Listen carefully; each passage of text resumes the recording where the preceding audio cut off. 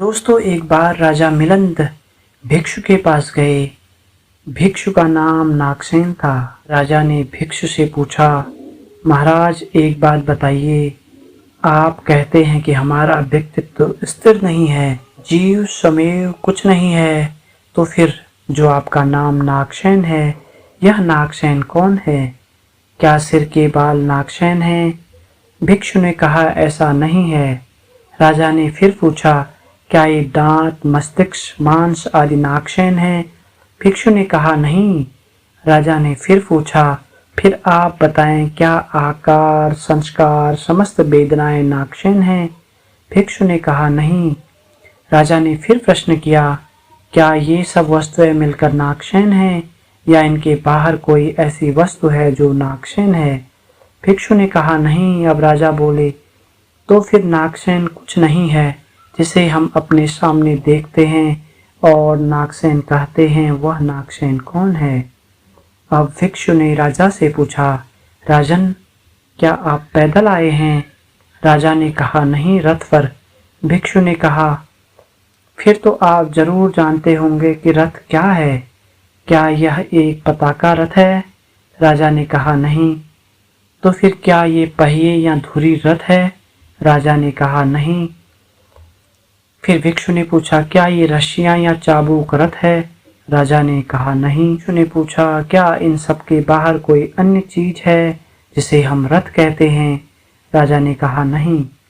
भिक्षु ने कहा, तो फिर रथ कुछ नहीं है जिसे हम सामने देखते हैं और रथ कहते हैं, वह क्या है?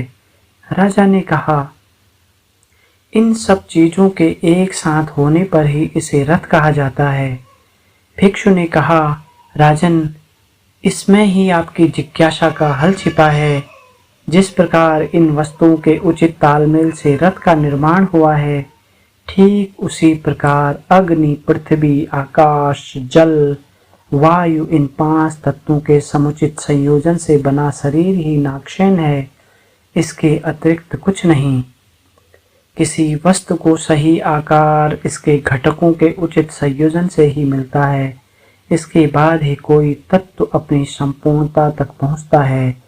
दोस्तों, याद रखें, व्यक्तित्व का संबंध उन गहराइयों से है जो हमारी चेतना को विकसित करती है, अर्थात जो हर क्षण हमारे व्यवहार, आचरण और हमारी चेष्टाओं में अभिव्यक्त होती रहती हैं।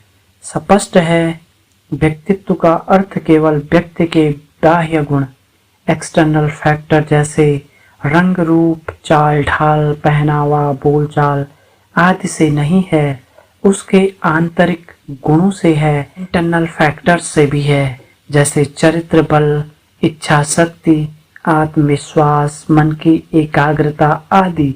इस प्रकार व्यक्तित्व का अर्थ व्यक्ति के बाह्य गुणों एवं आंतरिक गुणों के योग से है।